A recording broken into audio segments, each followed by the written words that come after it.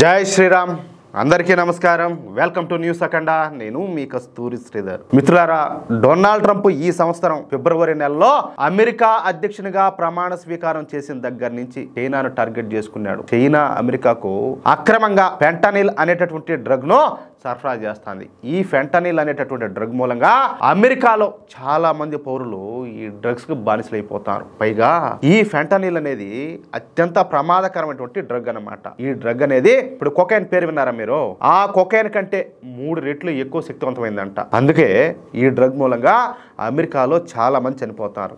దీంతో Donald Trump వచ్చి రాగానే చైనా పైన విరుచుకుని పడినాడు. చైనాను టార్గెట్ గా చేసుకుని ఈ పన్నులను అయితే విధించాడు. మొదట్లో చైనా పైన 35% పన్నులను విధించినటువంటి డొనాల్డ్ ట్రంప్ ఆ తరువాత చైనా పైన ఏకంగా 245% పన్నులను అయితే విధించాడు. అయితే అమెరికాకు అత్యంత అవసరమైనటువంటి రేర్ ఎర్త్ మినరల్స్ ను చైనా ఎగుమతులు చేస్తూ ఉంటది.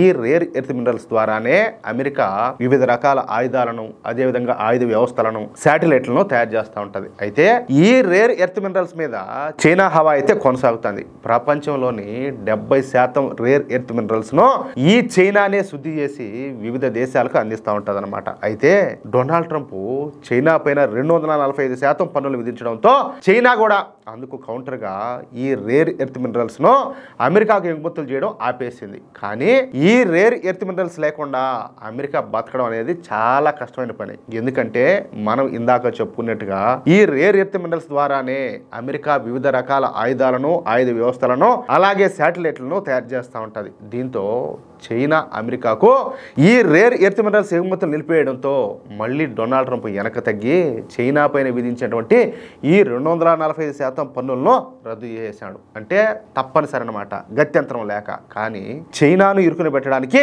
డొనాల్డ్ ట్రంప్ అనేక రకాలుగా పథక రచనలు చేస్తున్నాడు. ఈ క్రమంలోనే H1B వీసాలపైన $1,00,000 పన్నులు అయితే విధిస్తా కొత్త చట్టాన్ని అమల్లోకి తీసుకొచ్చాడు. నిజానికి ఈ H1B వీసాలకు సంబంధించినటువంటి కొత్త చట్టం అనేది మన భారతీయులను ఉద్దేశించి ప్రయోగించిన చట్టం అని చెప్పేసి అందరూ కూడా భావించినారు. కానీ ఇది చైనాకు సంబంధించినటువంటి ఉద్యోగస్తులను దృష్టిలో పెట్టుకుని డొనాల్డ్ ట్రంప్ ఈ కొత్త చట్టాన్ని ప్రవేశపెట్టాడు. అందుకు కారణాలు కూడా ఉన్నాయి. అమెరికాలో మన భారతీయ విద్యార్థులు ఎంతమంది చదువుతున్నారో చైనా విద్యార్థులు కూడా అంతే మంది చదువుకుంటున్నారు. అలాగే అమెరికాలో మన భారతీయ యువకులు ఎంతమంది ఉద్యోగాలు చేస్తున్నారో ఈ చైనీస్ యువకులు కూడా అంతే మంది ఉన్నత ఉద్యోగాలు అయితే చేస్తున్నారు. అయితే ఇక్కడ ఒక ట్విస్ట్ అయితే ఉండాలి. అదేందయ్యా అంటే, మన భారతీయులు ఏంటయ్యా అంటే తమ వ్యక్తిగతంగా అమెరికాకు పోయి అక్కడ చదువుకొని అక్కడనే ఉద్యోగాలు చేస్తూ ఉంటారు. ఇక్కడ ఏంటంటే ఎవరు ప్రోద్బలం లేకపోతే ఎవరు బలవంతం కూడా ఉండదు. వీళ్ళకి పోవాలని ఉంటుంది. సరే, ఏదో డబ్బులు ఖర్చు పెట్టుకుని అడిగిపోతారు, చదువుకుంటారు, లేకపోతే ఉద్యోగాలు సంపాదించుకుంటారు, లేకపోతే కంపెనీల తరఫున పోతా ఉంటారు. ఇట్లా జరుగుతూ ఉంటుంది. అమెరికాలో ఉద్యోగం చేయడం అన్నా,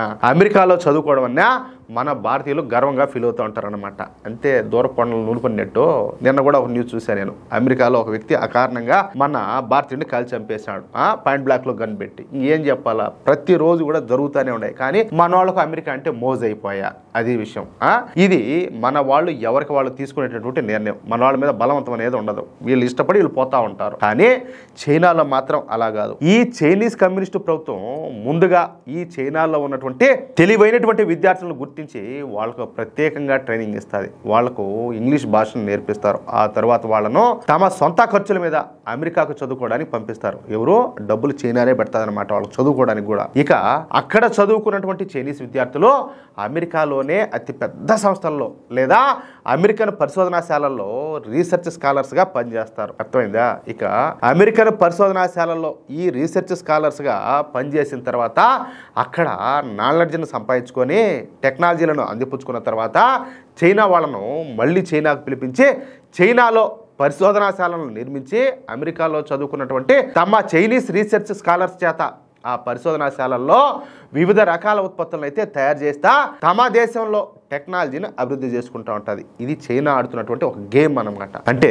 విద్యార్థులను అడ్డుగా పెట్టుకొని వాళ్ళకు పెట్టుబడి పెట్టి వాళ్ళని అక్కడికి పంపించి వాళ్ళని అక్కడ చదువుకోమని, వాళ్ళని అక్కడ మంచి మంచి చోట్ల జాబులు చేయమని చెప్పేసి, అక్కడ పరిశోధనాశాలల్లో వాళ్ళని పనిచేయమని చెప్పేసి ఆ నాలెడ్జ్ని అంతా కూడా వాళ్ళు పెంచుకున్న తర్వాత వాళ్ళని మళ్ళా చైనాకు పిలిపించి వాళ్ళ దగ్గర ఆ చైనాలో ఉన్నటువంటి పరిశోధనాశాలల్లో వివిధ రకాల ఉత్పత్తులను అంతా కూడా తయారు చేస్తా ఆ విధంగా వాళ్ళు ఎదుగుతూ ఉంటారన్నమాట. మొత్తం ఇదంతా కూడా ఒక గేమ్ ప్లాన్. అందుకే ఈ చైనీస్ విద్యార్థులను, అదేవిధంగా ఈ రీసెర్చ్ స్కాలర్స్ను, అలాగే ఉద్యోగస్తులను టార్గెట్గా చేసుకునే డొనాల్డ్ ట్రంప్ ఈ H1B వీసాల మీద $1,00,000 పన్నులు అయితే విధించాడు. అది పక్కన పెడితే ఇప్పుడు కొత్తగా చైనీస్ ఉత్పత్తులపైన మరొక బాంబు పేల్చాడనమాట. అదే అమెరికాకు సరఫరా అయ్యేటటువంటి హెవీ ట్రక్కులు అలాగే మీడియం సైజు ట్రక్కుల మీద 25% అదనంగా పన్నులను అయితే విధించడం అనమాట. అమెరికాలో ఈ హెవీ ట్రక్కులు అలాగే మీడియం సైజు ట్రక్కుల మార్కెట్ విపరీతంగా ఉంటుంది. అమెరికాలో ఈ ట్రక్కులను ప్రతి 3 సంవత్సరాలకో లేదా 5 సంవత్సరాలకు ఒకసారి మారుస్తూ ఉంటారన్నమాట. మనలాగా కాదు, ఏది 20 ఏళ్ళు 30 ఏళ్ళు పెట్టుకునేదానికి.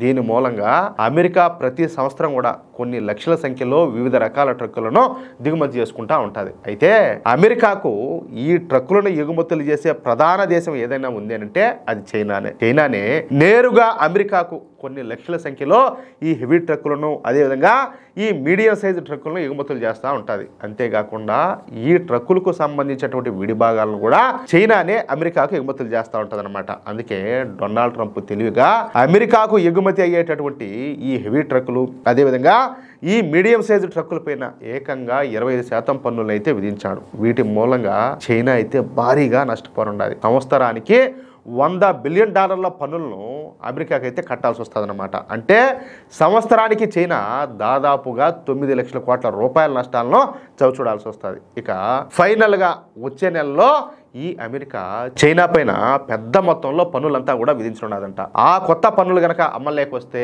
చైనా అమెరికాల మధ్య మళ్ళీ ఈ వాణిజ్య యుద్ధం మొదలవడం ఖాయంగా కనపడుతుంది. ఈ 2 దేశాలు కూడా ఈ విధంగా వాణిజ్య యుద్ధాలు చేసుకుంటా ఒకరినొకరు కిందికి లాక్కోవడం ఖాయం. అర్థమవుతుందా? ఇప్పుడు మనం ప్రపంచంలో అతిపెద్ద 3వ ఆర్థిక వ్యవస్థ స్థానాన్ని అయితే మనం అందుకోబోతున్నాం. అంటే మనం టాప్ 3లో ఉండబోతున్నాం అనమాట. వీళ్ళేంది ఒకరినొకరు కొట్టుకునేదాన్ని ట్రై చేస్తాను. అంటే మళ్ళీ మనకైతే ఏదో మేలు జరగబోతుంది. అది విషయం అయితే దీనివల్ల. మిత్రులారా, ఈ న్యూస్ కనుక మీకు నచ్చినట్లయితే ఖచ్చితంగా ఈ న్యూస్ నలుగురికి షేర్ చేయండి. అలాగే ఈ వీడియోకి సంబంధించి మీ యొక్క అమూల్యమైనటువంటి అభిప్రాయాలను కామెంట్ రూపంలో తెలియజేయండి. అలాగే ఇంతవరకు మీరు కనుక మన ఛానల్ను సబ్స్క్రైబ్ చేసుకున్నట్లయితే ప్రతి ఒక్కరు కూడా మన ఛానల్ను సబ్స్క్రైబ్ చేసుకోండి, సపోర్ట్ చేయండి ప్లీజ్. జై శ్రీరామ్, జై హింద్.